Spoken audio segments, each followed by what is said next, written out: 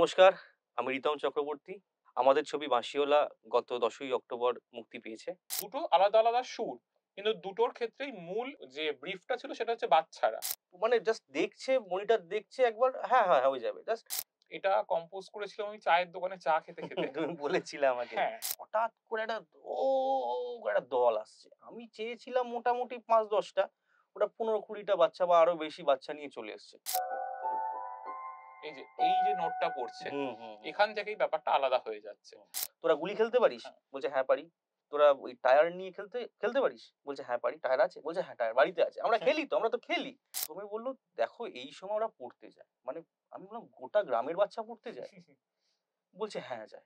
বাঁশিতে C যখনই নোটটা বাঁশি থেকে চলে আসছে, জি তে হ্যাঁ, যাওয়া, সেটা এটা খুবই কঠিন এবং একদম সেটা সম্পর্কে আমার বিন্দুমাত্র আইডিয়া ছিল ধারণা না। ছিল না। একদম। জীবনের স্বরলিপির ক্ষেত্রে তুমি এটা হচ্ছে ১ম ট্র্যাক যেটা বাঁশিওয়ালা শুটিং এ যাওয়ার আগে তৈরি এটা হয়েছিল। একদম মানে প্রি স্টেজে যায়। প্রি প্রোডাকশন এ আরকি এটা স্ক্রিপ্ট দেখে আমাকে এটা একদম মানে তৈরি করতে স্ক্রিপ্টটা হয়েছিল। অর্পণদা পেয়েছে, তারপরেই এই শ্যুটটা তৈরি মানে হ্যাঁ, আবিষ্কার হয় আরকি। আমরা সিনেমাটা নিয়ে কথা বলছি না এখন। আমরা ট্র্যাকটা নিয়ে শুধু কথা বলব যে কতটা বেগ পেতে হয়েছে। ইয়ামান রাগ বলে যে রাগটা আছে ভারতীয় শাস্ত্রীয় হুম, হুম, সঙ্গীতে, হুম, হুম। সেটার নোট গুলোকে আমি নিয়েছি।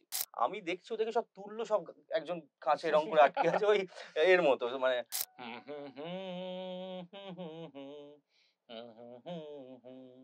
আপনারা সাথে থাকুন, দেখতে থাকুন। Thank you. নমস্কার। নমস্কার।